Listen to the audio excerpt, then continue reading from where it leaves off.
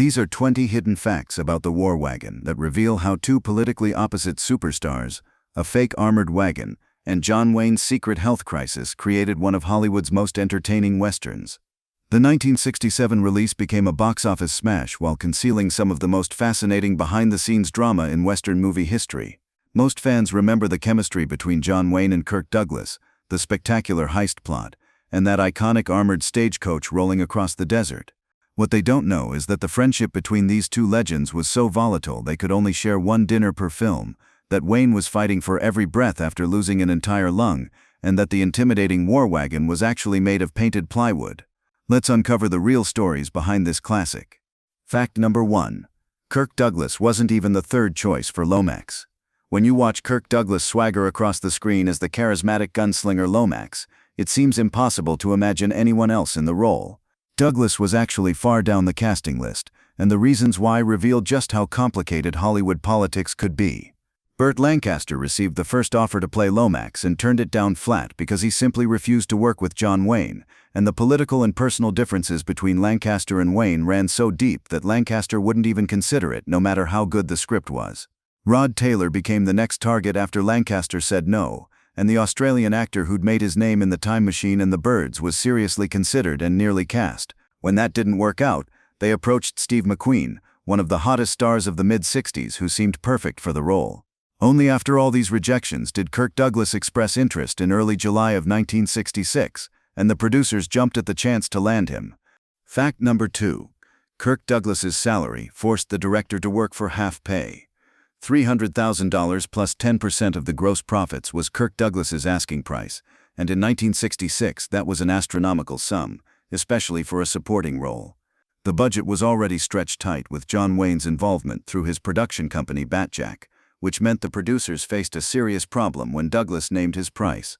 Director Burt Kennedy made an extraordinary sacrifice that few filmmakers would consider. According to the Universal Western Collection DVD production notes, Kennedy voluntarily cut his own salary in half so the production could afford to pay Douglas what he demanded.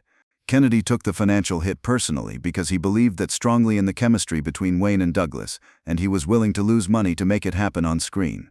Fact number 3. John Wayne had secretly lost an entire lung to cancer. Major cancer surgery in 1964, just 2 years before filming The War Wagon, nearly killed John Wayne. The operation wasn't just serious, it was life-threatening, and surgeons removed Wayne's entire left lung and several ribs in a procedure that should have ended his career. At the time, this near-death experience was kept largely secret from the public and from most of Hollywood because Wayne's image as an invincible American icon couldn't be tarnished by appearing weak or ill. Kirk Douglas later revealed the shocking reality of Wayne's condition during filming, and what he described was genuinely frightening. Douglas remembered that Wayne had great difficulty breathing on the airplane while flying to the location for the start of filming and had to use an oxygen mask throughout the journey, and Douglas admitted he hadn't realized just how fragile Wayne was until that moment. Yet despite missing a lung and struggling to breathe, Wayne was characteristically the first person on set every single day and insisted on being involved in every aspect of the production, never once asking for special treatment or shorter hours. Fact number 4. Kirk Douglas wore lifts to match John Wayne's height. 6 feet 4 inches of John Wayne towered over Kirk Douglas, and in their very first scene together, the difference would have been too noticeable. The height gap could potentially have undermined Douglas's character as an equal to Wayne's tall Jackson, making Lomax appear physically dominated from the start. Kirk Douglas wore lifts in his boots during their opening scene together to solve this visual problem, which allowed the two stars to appear more evenly matched on screen and established Lomax as a credible rival and partner rather than a sidekick. Fact number 5. The Wayne-Douglas political feud led to a bizarre friendship rule. A devoted Republican and staunch conservative, John Wayne occupied one end of the political spectrum, while Kirk Douglas, a committed Democrat and liberal, sat at the opposite extreme. Their political differences weren't just casual disagreements over candidates. They were fundamental ideological oppositions that could explode into heated arguments capable of destroying friendships and films. Douglas explained their unusual working relationship in a 1971 interview with Dick Cavett by saying, "We have never seen eye to eye on a lot of things. We get along well, we never discuss politics." To preserve their professional relationship and avoid destroying their films with constant fighting, Wayne and Douglas established an extraordinary rule that sounds almost comical but was absolutely necessary. They would have dinner together exactly once during each picture they made together, and that single dinner was apparently all they could manage without their political differences erupting into the kind of argument that would make continuing the film impossible. Douglas also noted that despite being completely apart politically, Wayne would still call him and suggest they make another picture together, which meant they had a respect for each other that transcended their profound disagreements. If these behind-the-scenes secrets are surprising you, make sure to hit that subscribe button. We've got plenty more hidden facts about your favorite classic westerns coming your way. Fact number 6. The campaign commercial revenge. The political tension between Wayne and Douglas exploded into a hilarious tit-for-tat incident during production that perfectly captured their relationship. One day, Kirk Douglas arrived late to the set, and Wayne was furious about the delay until he learned the reason Douglas had been shooting a campaign endorsement commercial for Democratic California Governor Edmund G. Pat Brown. Wayne, the devoted Republican, was absolutely livid that production had been held up for a Democratic political advertisement that supported his party's opponent. The very next day, John Wayne deliberately arrived late to the set himself, and his reason was the perfect revenge.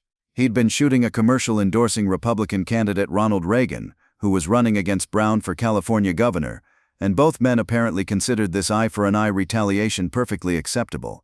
Reagan would go on to defeat Brown and eventually become president, which made Wayne's commercial choice historically significant beyond just winning a petty argument with his co-star. Fact number 7. The War Wagon was made of plywood, not iron.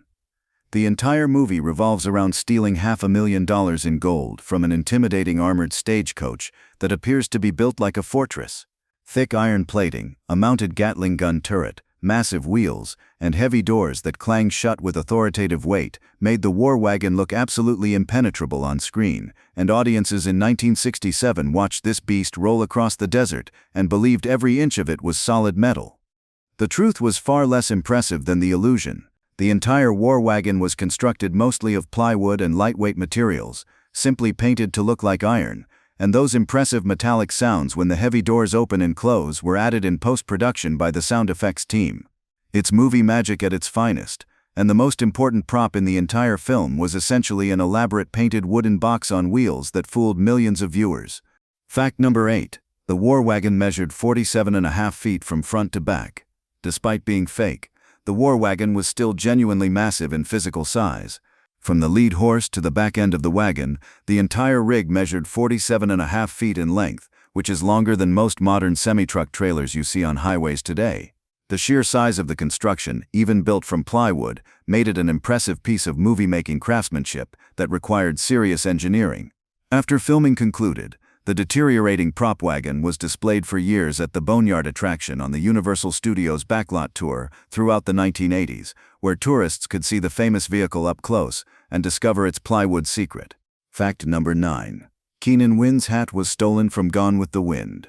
Keenan Wynn plays Wes Fletcher, the crazy old demolitions expert in the War Wagon, and his character wears a distinctive battered hat throughout the film that becomes part of Fletcher's memorable look. According to the 2003 DVD production notes, that wasn't just any costume department hat from the Universal Wardrobe collection. Leslie Howard's Confederate cavalry officer hat from Gone with the Wind, the 1939 epic, was sitting on Keenan Wynn's head in every scene. Wynn had purloined the hat from MGM Studios years earlier, and wore it in every single picture he made from that point forward, which means when you watch the War Wagon you're seeing a piece of Gone with the Wind history hidden in plain sight.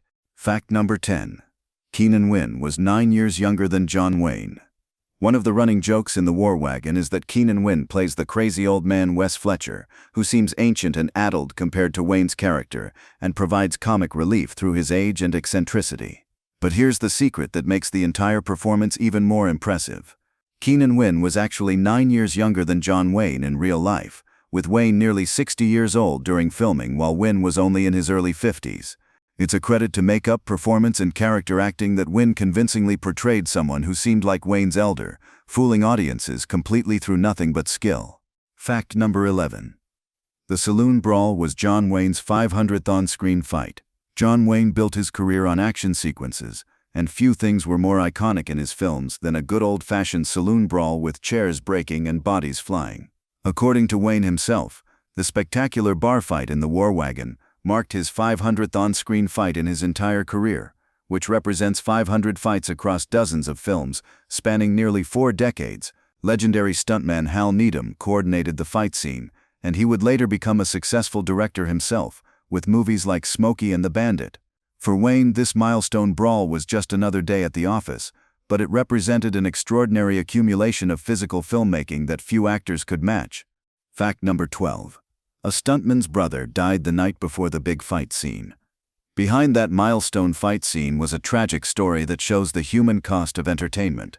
Chuck Roberson was John Wayne's primary stunt double, and one of Hollywood's most respected stuntmen, trusted to perform Wayne's most dangerous work. The night before they were scheduled to film the elaborate saloon brawl, Roberson received devastating news that his brother had been killed in Los Angeles, and Roberson had to immediately fly home to be with his family during this terrible time. Fellow stuntman Terry Wilson remembered the crisis and what happened next, recalling that Chuck had to fly home, and Wilson went to Duke and told him that if it would help, he'd take Chuck's place in the fight. Wilson shaved, darkened his hair to match Wayne's coloring, and stepped in to double Wayne in what would be the final time Wilson ever performed that duty. It's a reminder that behind these entertaining fight scenes were real people dealing with real tragedies, and the show had to go on regardless of personal loss. Fact number 13. Pancho Villa's son was John Wayne's stand-in. The War Wagon was filmed in Durango, Mexico, taking advantage of the spectacular landscapes and lower production costs that Mexican locations offered Hollywood productions. Among the local crew hired for the production was José Trinidad Villa, and his presence added a fascinating historical connection that most viewers never knew about. José was the son of Pancho Villa, the legendary Mexican revolutionary general who'd become one of the most famous and controversial figures in Mexican history. José served as John Wayne's stand-in during filming and appeared as an extra in the movie, which means Pancho Villa's son helped create an American Western about an armored wagon heist. Fact number 14. John Wayne's makeup artist died traveling to the location.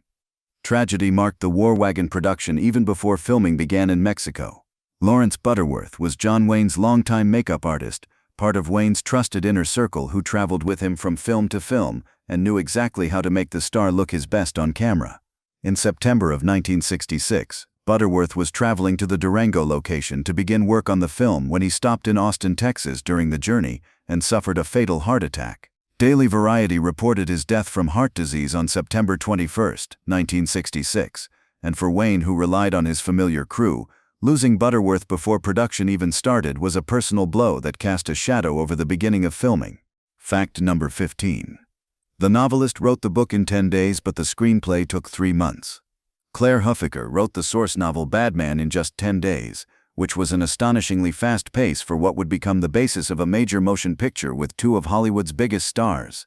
But when it came time to adapt his own novel into a screenplay for The War Wagon, Huffaker spent 3 months on the adaptation, and this reversal is fascinating to anyone who understands the writing process. The original creative work poured out in a week and a half of intensive writing, but translating that same story into proper screenplay format with dialogue and scene descriptions required 12 times longer to get it right. Huffaker was also present on set for the first and last 3 weeks of production, continually making script changes during actual filming as the actors and director discovered what worked and what didn't. Fact number 16. Kirk Douglas's nude scene was edited in later versions. In one memorable scene, Kirk Douglas appears wearing nothing but his gun belt after John Wayne leaves his room, and Roger Ebert noted this in his original 1967 review as representing new firsts for movie nudity in mainstream Hollywood westerns. In the initial theatrical release, when bare-chested Kirk Douglas walks away from the camera, he was completely nude and audiences briefly saw his bare buttocks, which was genuinely shocking for a major studio western in 1967 when censorship was still fairly strict. Later versions of the film cut the scene just before Douglas's rear end is revealed, removing what was once considered a daring moment that pushed boundaries. For audiences who saw it in theaters that first year, they witnessed something that would be censored for future viewers watching on television or home video. Fact number 17. The director let John Wayne direct himself. Burt Kennedy was officially the director of The War Wagon, with his name in the credits, but he openly acknowledged that he essentially let Wayne direct himself throughout the film and made peace with that reality. Kirk Douglas later commented that Wayne butted into everything and would push directors around, while Kennedy admitted that Wayne felt responsible for everything and would make it tough, but you cannot change him because he is obdurate and obstinate. This wasn't necessarily a criticism from Kennedy, who recognized that Wayne's involvement and control were simply part of working with the biggest star in Hollywood. Wayne's production company Batjack was financing the film. He was the biggest name attached to the project, and he'd been making westerns since the silent era, when directors were still figuring out how to use cameras. Kennedy made a practical decision to let Wayne have the control he was going to take anyway, and focus on capturing it all on film, rather than fighting a battle he couldn't win. Fact number 18. The most famous dialogue came from a body count competition. One exchange from the War Wagon has become iconic and gets referenced constantly in other films and television shows featuring competitive partners.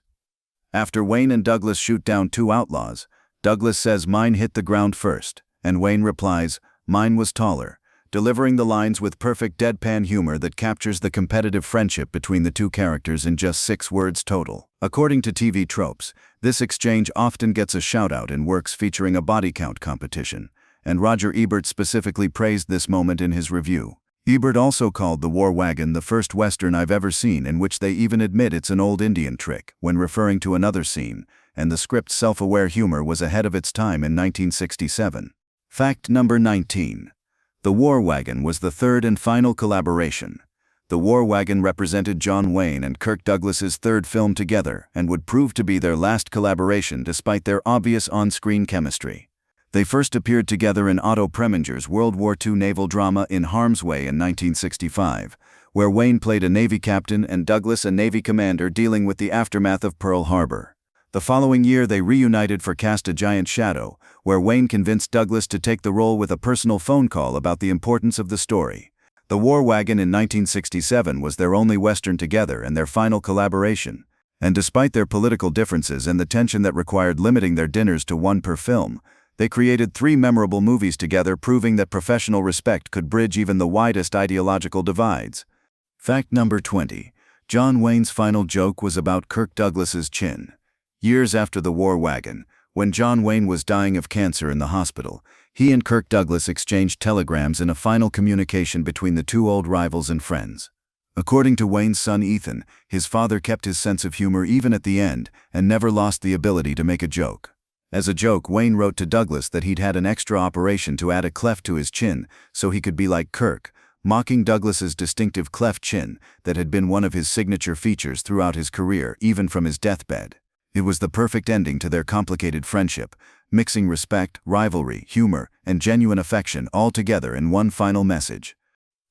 Between $9.5 to $12 million came rolling in at the box office for The War Wagon, and it debuted at number 1, making it a genuine smash success that exceeded studio expectations. The film currently holds a 90% fresh rating on Rotten Tomatoes from critics who've revisited it over the decades. But the real success of The War Wagon wasn't just the box office numbers or critical reception that appeared in newspapers at the time. The real achievement was how this film managed to bring together two opposed superstars who could barely share a meal, hide John Wayne's life-threatening health condition that would have terrified audiences, create movie magic with painted plywood that fooled millions of viewers, and deliver an entertaining heist western that audiences loved then and still enjoy today. Behind every frame of this film were real human dramas playing out. A director sacrificing his salary, a stuntman losing his brother, a dying makeup artist never making it to location, and two legends who could barely share a meal together because of politics. Yet somehow all of that tension and tragedy and compromise resulted in one of the most entertaining westerns of the 1960s. That's the real hidden story of The War Wagon. Not just what happened on screen, but everything that had to happen behind the scenes to get it there. If you enjoyed uncovering these hidden facts about The War Wagon, make sure to like this video, leave a comment with your favorite John Wayne or Kirk Douglas film, and subscribe for more deep dives into classic westerns. There are dozens more stories like these waiting to be told about the films you grew up watching.